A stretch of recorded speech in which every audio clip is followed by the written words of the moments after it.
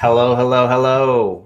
It is Friday, August 27th. What's happening, everybody? Welcome in to another edition of Wake Up Legendary. We're pumped that you're here. And if you're tuning in live with us, leave us a comment. Let us know where you're tuning in from. And it's always fun just to see the sort of wide array of areas and regions around the world that people are tuning in from. Some people tune it like midnight across the globe, and we appreciate that. My name's Matt. If you don't already know me, I'm filling in for Dave this week. So Dave is coming back next week. He'll be back hosting the show as normal next week. Until then, I've been holding down the fort on Wake Up Legendary. We've got another awesome guest, and I was trying to look back on the last time that we interviewed Alex. And I think it was like, it was like 6 months ago or something. It was early this year, like February or something, when we interviewed Alex the first time. And since then, the funny part is not a lot's changed, except that he's earning more. He's got an even more cool setup than he had last time in his room. And yeah, I mean, he's a 21-year-old guy who's living. I mean, when you say living the dream, I know that sounds like a little kitschy or a little bit, I don't know. It just sounds kind of weird, but it's kind of the truth. Like he's killing it. He's making great money online, and he's earned it. He's earned every dollar of it. So, Alex, what's going on? I'm doing great. Thanks for having me again, Matt. Yeah, I'm glad you're back. I'm glad you're back. I secretly have been just impressed, I think, with your ability to maintain consistency over time. That's a really hard thing to do, and keep posting, to keep creating content, to keep, your name and face in front of people at all times is really tough, dude. Like, it's very difficult, especially over the long span that you've been doing it, which is like, I don't even know, like, 8 months, which in our world is a long time these days because people come and go off TikTok like clockwork. I mean, people started TikTok and in a week they're done, right? But I mean, you've just been going at it hard. For everybody, there's a lot of new people here. For people who haven't met you, tell us a little bit about you. And you were working in a bank, and then you found Legendary. You started affiliate marketing. Started learning how to create content. What did that all look like for you? And tell us a little bit of your story for people who don't know you. Right. So before I even get into affiliate marketing and stuff, I didn't really use social media that much. I mean, wasn't That's a a good big fan. caveat. Yeah, I wasn't a big fan of TikTok. Actually, I didn't even know like a lot of the things you can do. I actually thought it was pretty corny to even have a TikTok. And I wasn't really like social media involved. I didn't even have a Facebook until a few months ago. Wow. Um, yeah, so I've been working at a bank. I was working at a bank for about 2 years, and it was a good experience. I worked kind of part time, full time at times, but it was a good experience. But it wasn't what I wanted to do long term. And this is pandemic now, end of the year, December 2020. So yeah, end of last year, and I'm just looking for different things to add to my income stream, right? Another side of income, which a lot of us, that's what we hope it to be, and then eventually scale it on. And I came across some videos. I saw some people talking about affiliate marketing.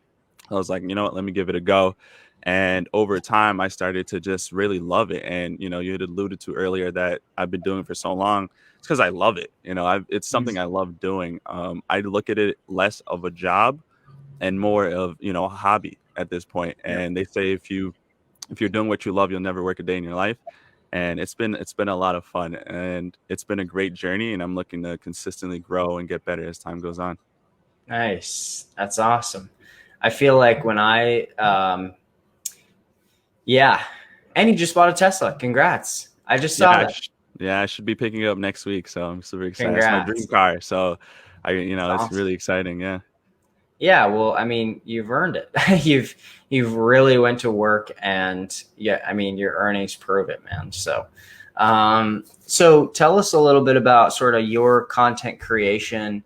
How did that go? Like, so you mentioned you're brand new to like social media. You're like, I don't even have Facebook. I definitely don't have a TikTok. Right.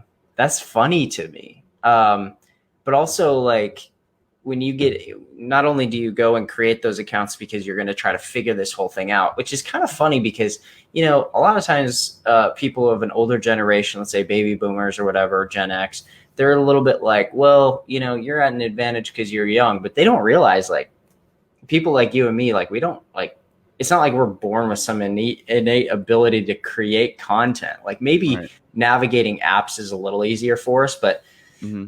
not really. Like creating content is a totally different beast. Was that hard or easy, or how did you go about that?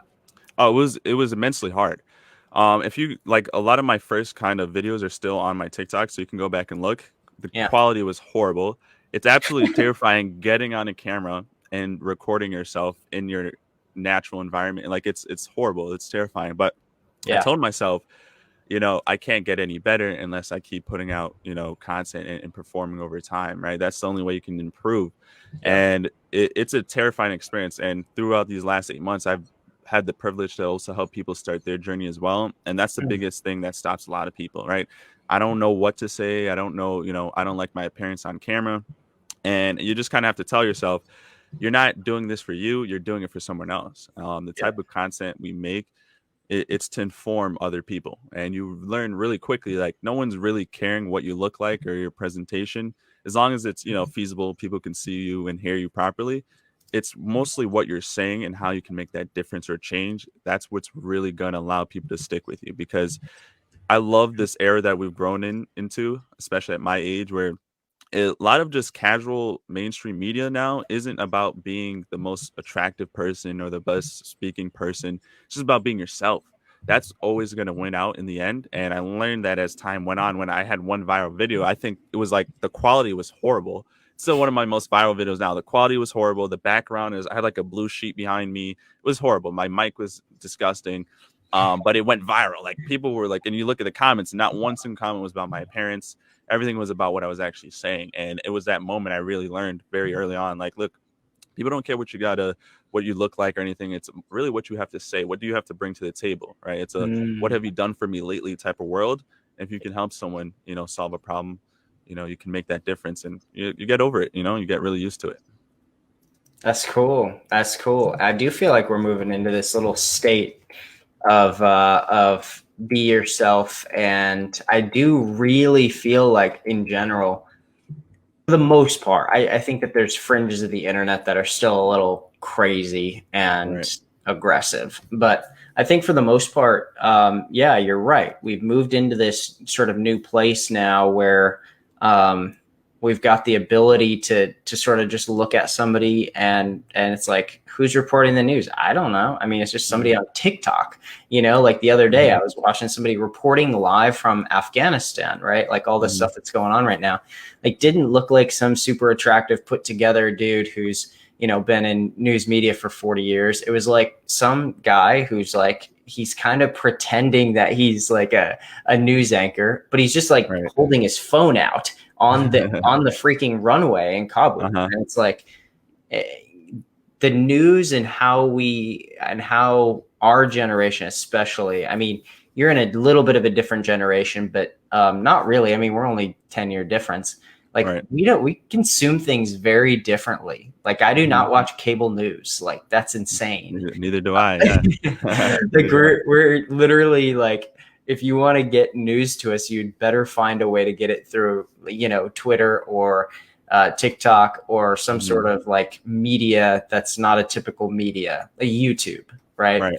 Like if I'm gonna end my day and I'm tuning into something newsworthy, like I'll go and stream it live on YouTube. I won't go switch on NBC. Like Right. I think our generation's really caught on to that. And I also think that it's sort of a search for like authenticity, and we're way Right. more interested in sort of just somebody who has a thoughtful, insightful, interesting personality bringing that to the table. Right. Exactly. I'm way more interested in that. You know, and it's actually really interesting. I've been doing a lot of research of just what's going on in the world in the market, and one of the biggest numbers that has really stood out to me was a lot of people have been more inclined to quitting their jobs, right?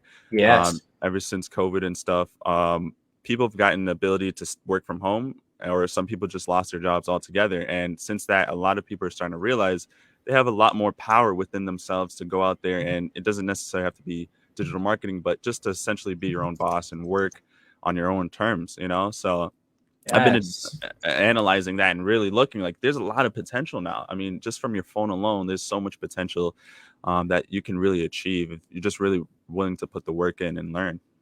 And I also feel like hey, that's such a good point. I also feel like now that bigger companies are seeing that and experiencing that, they're even seeing ways that they can monetize their platform over the long term by doing stuff like that. So not Mhm. only is it causing like you and I and everybody who's on this call watching to go try something like that, but also these bigger companies are starting to offer ways of doing that, Of course. which is offering even more opportunity, right? So a lot of Right. times people think, all right, so it's always a one-to-one equation. If demand goes up, the opportunity goes down because there's going to be more people and it's going to get crowded. But the reality is like a consumer like you and I, who's just like a normal kind of consumer, um, we're a very small fry in the grand scheme. And when people like, for instance, Coinbase, they just started doing this thing where you can earn Bitcoin or whatever crypto just by like watching videos or doing little Hmm. activities in their app. And I've seen a lot of other investment type, app based investment type companies doing that too. Like even Robinhood might have started doing that. Um, so I just think, once those big people start pulling levers like that, Right. all of, the opportunity online just even increases with, but what I thought was interesting is you're becoming a student of markets and stuff like that. How's that informing sort of your digital business and how you create content and stuff? Well, what I learned is that the more people you help, the more successful you'll be. So for me, it's analyzing what are people struggling with. And one of the things I learned early on, what might be simple to me might be rocket science to someone else, right? So it's Ooh, really analyzing what people are struggling with, like as ooh, simple as designing a sales funnel, for example. Something as simple as that to me is hell for other people. So it's understanding how I can help people and put the information in such a simple way that anyone can understand. yep. And it's played a big role because I'm always about I'm trying my hardest to be different from everyone else, right? Follow what works, but do it in your own way. And it's important for me to know how, in my mindset, how I can help someone and maybe something in a different way. Other people might do it this way. I personally like doing things my own way, and being able to help someone in a unique way, that also goes a little bit farther in my book as well. Mm. I like that. I like that a lot. Hmm. And I do feel like a lot of people are, oof, yeah. Man, I'm always reminded of, I was at a mastermind and Dave, I think it was Dave, said, stop comparing your day one to somebody else's day 500. And Right. when you're on whatever day you're on, you're probably on day like, I don't know, 200 or something. I don't know. Your day 200 is so far more advanced than the average person. And also Hmm. people forget that people like there's new people who are just discovering the internet right now, today, right now. They Uh-huh. just discovered the internet. And then you've got people on this call here who are saying, things like in their head, they're saying things like, well, geez, I can't teach anybody. I never made $1 online. Well, Mhm. no, that's the wrong perspective. Perspective changes as you gain as you gain knowledge. So the right perspective is, wow, there's a million people who just discovered the internet today, and I Mhm. know how to extract money out of the internet. I just learned that. I'm gonna help people who Right. maybe they're from a different country or maybe they're from the US and they lived in a rural part of the world and they only got to go on the internet, once every month or something because they don't have Mhm. good broadband, and I'm going to help show them how to do this. Or, there's probably in huge numbers, millions of people who are coming on, learning how to train their dog or whatever, right? Like doing stuff like that. They're trying to figure that out. Hmm. And people underestimate what they know. And so they Right. don't share it. Right. I mean, there was a quote, and I'm gonna try not to butcher it, but it says, "You don't have to be great to start, but to be great, you have to start."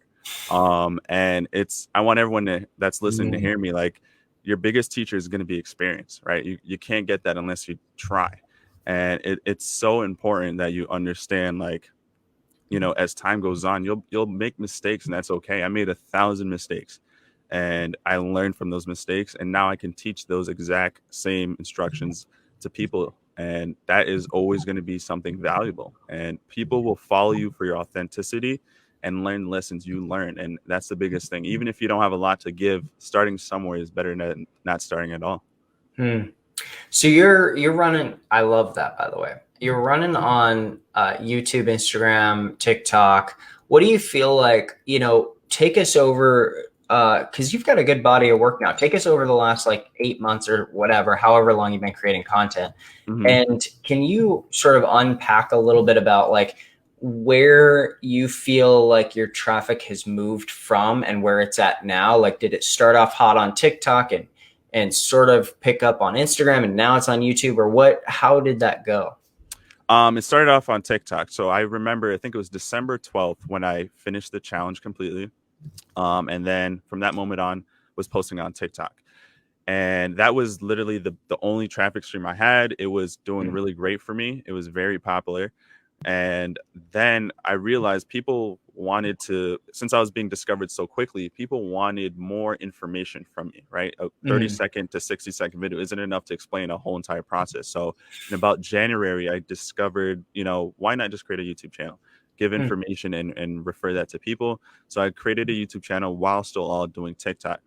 And as Okay. time went on, I was seeing great results, but I was starting to plateau, right? I was starting to plateau with the median traffic. And I'll be honest, TikTok over time, it started to become filled with a lot of digital marketers. And that's not a bad thing, but it was becoming harder and harder to stand out from the crowd. Mm-hmm. And then I discovered Instagram, thanks to a good friend of mine, Chris. You guys actually had him on here. Um, Oh, he cool. You know Chris. Yeah, I Nice. know him pretty well. He helped me actually discover Instagram. So I Awesome. decided started to go on Instagram, repurposing my existing content on TikTok, and it started to grow there. And from that point on, I've been growing TikTok, YouTube, Instagram. But the thing I realized is going from one social media platform to the next, doing what works is always good. But one of the mistakes I made, many mistakes I made, is that I wasn't doing the best to create a community, kind of like how you guys have here, right? You have a Facebook Hmm. group, you've built up a strong community. That's how long lasting businesses become long lasting, right? You have to build that community. And I was so focused on getting the next follower, again, the next follower, and not doing a good enough job of nurturing the existing ones. So my Yeah. advice to everyone, do whatever platform works for you. Currently for me, Instagram is probably one of the biggest platforms, and YouTube as well. Um, but what I really recommend everyone do is to create a community, right? Don't look to just grab the next follower. Nurture your existing ones, whether that be creating a Discord, Facebook group, whatever you can do. Yep. Collect emails and make sure you're nurturing your leads, because that's the biggest thing. That's how you can grow long term. So if you have a slow month, you're not looking and being desperate to get a new set of followers. You're just nurturing the existing ones. Yeah. Yeah. What's his name? Jay Abraham. You can get new customers. And one of the ways that he says to grow revenue is, yeah, you can go out and get new customers, but that's the most expensive way to grow a business, is to go out and constantly get new customers. Although you do need influx of new customers, you need to Right. have new traffic and new customers, but the ability to build that community, what you're saying, and sort of help grow and nurture that community and Mhm. sell to that community products, services, and stuff over and over and over again, that's really powerful. My first mentor when I came online, in 2011, I went to a live event in Orlando. It's called Live the Dream 2. And he had built a massive, massive email list of people. And he had nurtured it in such a way and been so raw and candid with them in such a way that his email list, it felt like they knew him. And Mhm. so everything he sold, they would buy. Like he would sell live webinars. So basically what he would do is he would set up a checkout page and he'd send out an email, and I would help write his emails. This is how I got started online. I was like, he's like, here, I'm going to teach you copywriting. And here's, I was like, what the hell is this? And that's where I was like, oh my God, he's selling like tens of thousands of dollars of his course, but he's just selling a live webinar. And literally people would purchase for $37 the way, Alex, that people would go to the movies. Like people go to the movies, they bring their family, they spend $50, they buy a few tickets, and spend $100, buy some popcorn, some drinks, all this stuff. But people would purchase just the same way. They're like, well, this is going to be an entertaining Thursday night. I'm already going to be sitting on the couch having a beer, like might as well hang out with my buddy, and 100 other people while we learn some marketing skills. And I just think that people underrate that. And I know for me, like when I watch your content, you have this infectious smile, you have a great personality. Like I think that you have a lot of that style thing going where people just want to hang out with you, dude. Like people just want to be in your presence and hang out with you. And like, if you were to put up a checkout page and email, like how big is your email list now? Like big. I've had to clean it automatically, but around like 10 to 12,000. Yeah, heck yeah. Yeah. So I mean, like people who have purchased anything, affiliate products from you, or people who are just randomly on your email list and like tuning in, or they're on your social media. I mean, if you were to blast on social media for a couple of days and then email out to your list for a couple of days, like you'd probably have 100 people like buy a product from you for $50 and just hang out with you on a webinar and unpack your affiliate marketing strategy. You know what I mean? Like, I just think that like you're so right on that building a community thing, because what happened with him over time, and I think it's already happened to you. Like I know people who are in your community and just love you. I think what happens over time is as it consistently happens, there's a bond. It's like humans attach to each other, and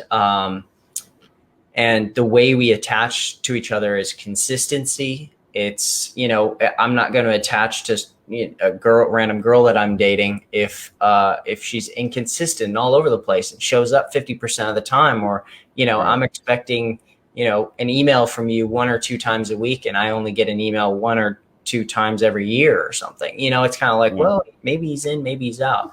But it's sort of that consistency that you bring. I feel like you're consistent on your YouTube posting. You're consistent on all of your social media postings.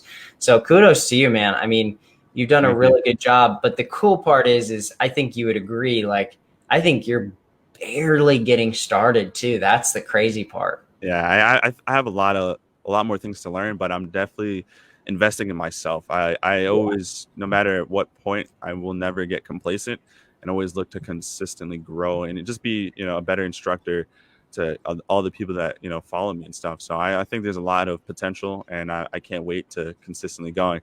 I say all this to say, though, I have school next week. I'm entering my last year of college. So, cool. I'm going to be balancing. I don't have a job this time around, so that's going to be great. I'll be able to manage things a little better. But, it's all fun. It's all part of the journey, so I've been enjoying it. That's awesome. That's hilarious too, by the way. Yeah. What are you getting your degree in? Communications and a minor in marketing. So there you go. You go.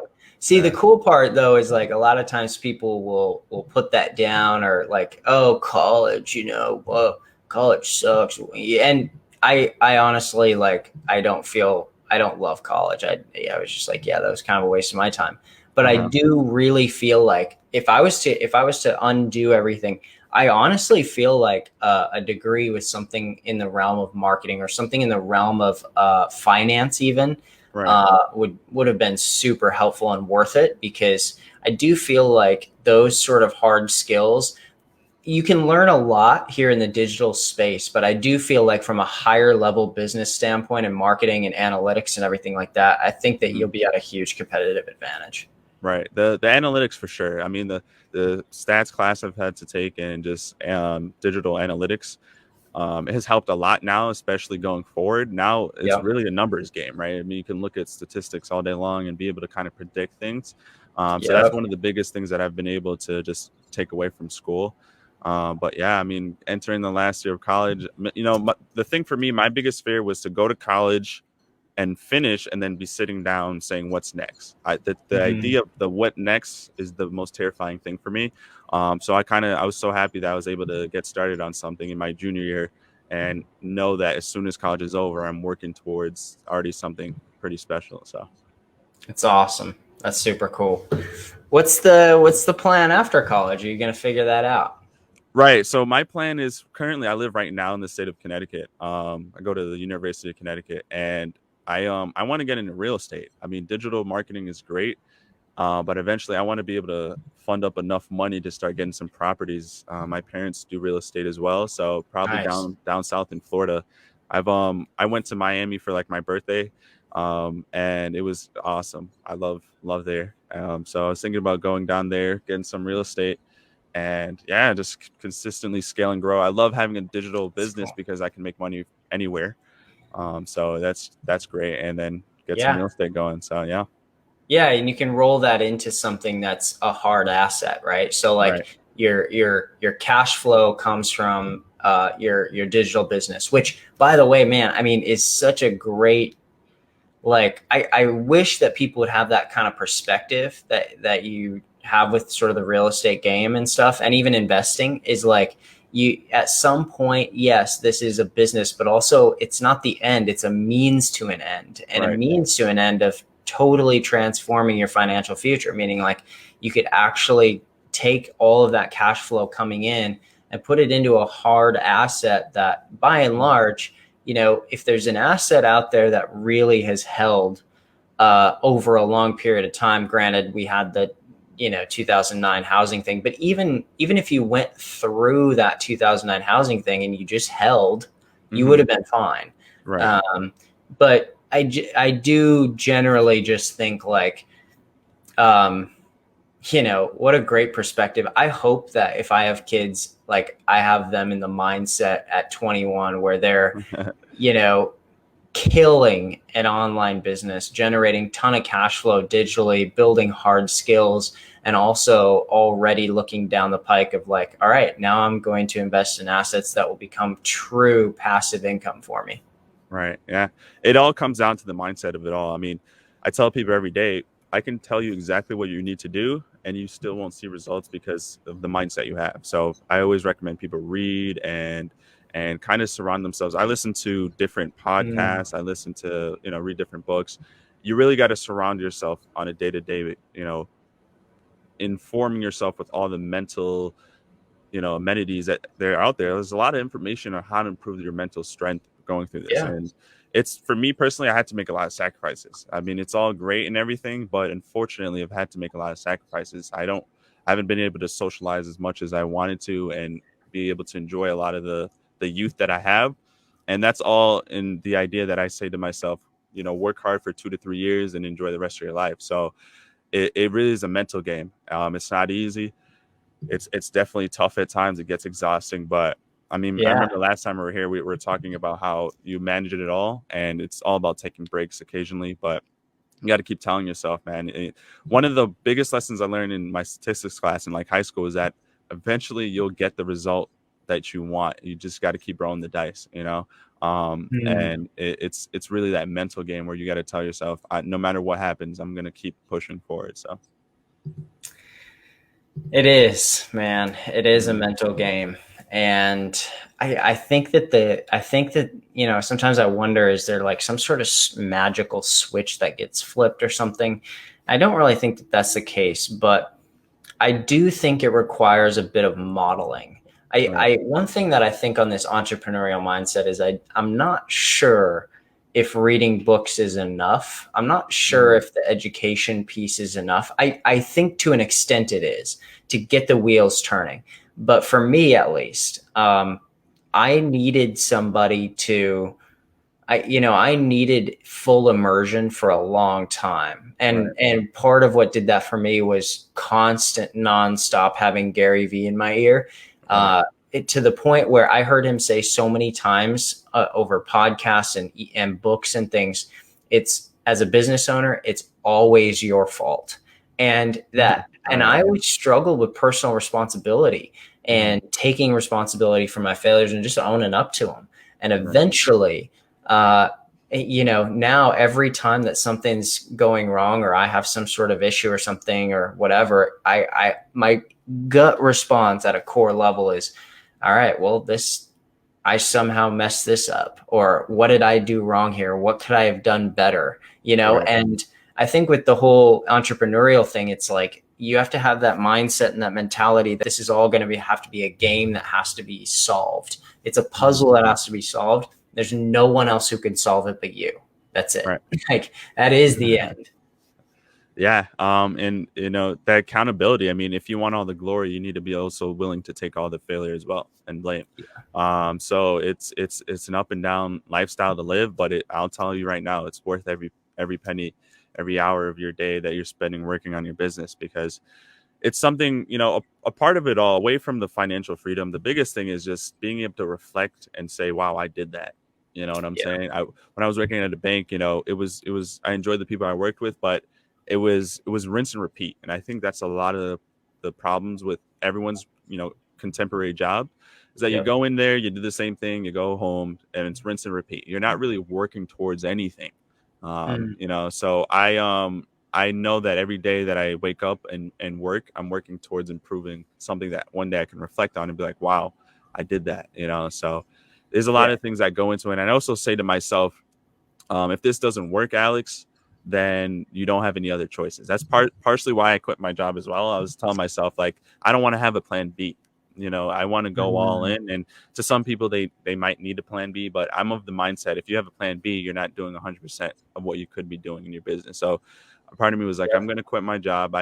I'm financially stable enough. I'm going to quit it and go 100% in. So, yeah. Yeah. And I think the clarification of what you just said at the very end there was, I'm financially stable, right? Like you're saving money. You're not blowing all your money. You've set up this business for you where you've got good cash flow, but you've also got good savings. So if something falls apart, like you're not defaulting on a mortgage next month. And I see some people who hear messages like that and they are like, yeah, I'm going to go all in on my business and I'm already behind on my mortgage payment, but here we go. And it's like, oh, geez, just keep that 9 to 5. And like, what are we doing with the other 6 hours? Again, this is another Gary V thing. What are we doing with the other 6 hours you're awake? Right. Maybe let's leverage those 6 hours. And what are you doing on the weekend? Like, maybe let's do that for 6 months and see where we're at. Right. Like that goes back to the sacrifices. I mean, before even considering quitting my job, I had to tell myself, where can I scale back on the leisure time and work on my business? I mean, there were days where I was waking up at 6 a.m. and going to bed at like 12 p.m. It wasn't healthy, but it was what I needed to do. And it was worth every hour of it, because it all paid off in the end. But the biggest thing also, like for me during this journey, was having a balance, because I still had family members and friends, right?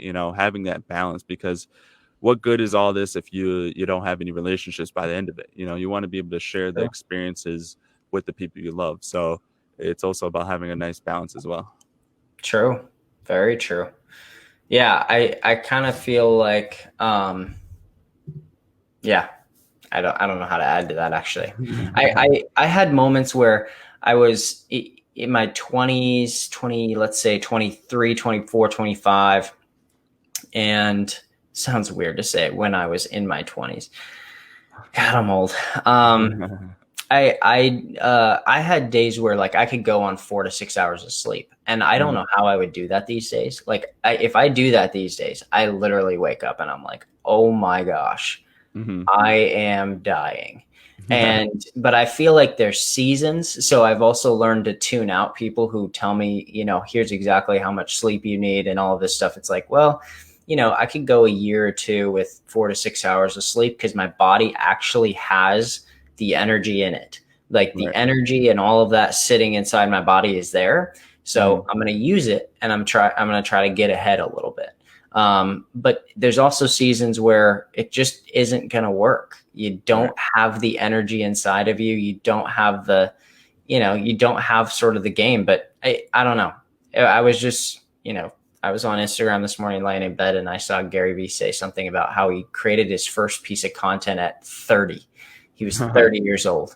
Right. And he talks about how he goes in waves of energy too, but he's always getting 8 hours, 9 hours of sleep every night. It's like, it's Right. what you do with when you're awake, but work hard, sleep hard kind of thing. But ultimately, Alex, I just feel like, every time I talk with you, here's a couple of takeaways I have. One, you have amazing parents. Yes, I do. Very grateful for them. It Yeah. seems like I don't know them that well, but I do see, anyone who has at 21 the consistency and just the ability to sort of go at it with a little bit of resilience. I think that says a lot. But number two is like they don't get all the credit. I mean, there's a lot of people too who have that kind of parenting or have sort of a good foundation to build off of and do nothing with it, and Right.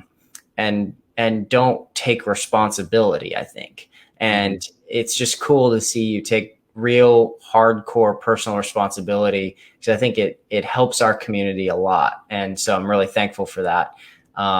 And thankful that you're in our community and that you sort of set that example. Because I was talking about how I feel like it needs modeling in order for a lot of people to sort of pick up on what we say when we say, take responsibility for your business. And it's cool that we have people like you in our community who do exactly that. They model it. So Thank you. Yeah. thanks, man. Of course. No problem. Thanks for doing that. So I'll give you the final word and then we'll wrap up. We've got people on here from 18 years old, man, to like probably like 70 years old. Like it's crazy. People who are maybe a little scared to create that first piece of content, people who are a little bit nervous, people who are, I don't know if this is for me. What would you say to those people, or what do you say to those people? Because I'm sure you talk to those types of people all day. Right. So actually, I'll credit some of that to Brian Brewer. You guys may know he had made a YouTube video on this. Essentially, you got to make the videos you're making, the content you're creating, about the person that you're trying to help, and not about yourself. You're worried about all the minute little things of, is the lighting correct? Do I look good? When it's really, you're making a video helping, and it's designed to help someone else. So focus on what you're saying and how those 30 to 60 seconds, or if it's a YouTube video, 10, 15 minutes, how you can actually help someone make a difference or a change, because that it goes way longer than how you look, or, especially in today's society, to some degree, the appearance isn't as the biggest thing anymore, especially on like TikTok and Instagram. You need to focus more on how I can help someone. What can I bring to the table? And if you don't know anything, learn. A lot of people will tell me, well, Alex, I don't know this. Well, there's information out there that you can learn for free, or you can invest in yourself and then, regurgitate that information in your own verbatim. So it's all about just, if you don't have any knowledge, learn knowledge and make sure you can recite that back to people in your own words. So, yeah. Yes, 100%, dude. 100%. That's awesome. I love it. Well, cool, man. Always good to see you. We'll be in touch. Thanks for coming on. Thanks for volunteering your time and for giving back to our community. I love it. No problem. Thanks for having me, and you guys take care. See ya. All right, guys. I'm gonna put up a few of his social media handles. So he's on TikTok there, but this guy is everywhere. So he's on Instagram at Financial Free Alex. So you can see that there. He's on YouTube, Financial Free Alex there. So go give him a follow. Financial Free Alex on YouTube, Financial Free Alex on Instagram, and Alex the Affiliate on TikTok, which we've had up for the majority of the show. So you guys can go give him a follow and follow him around on social media. He's also a great example of being omnipresent. He's everywhere, right? So his audience goes out, or you guys go out and go follow him on all these platforms. And now guess what? You tune in on social media and boom, there's Alex. Boom, there's Alex. Boom, there's Alex. He's everywhere. So he's a good example and a good model of how to go about this online business in a way where you're in front of your people and in front of new people all the time, constantly. So, all right, guys, happy Friday. Good to see all you on here live with us. And we'll be back here Monday, same time, same place. Dave will return on Monday, and we'll pick up just where we left off. See you guys. Peace out.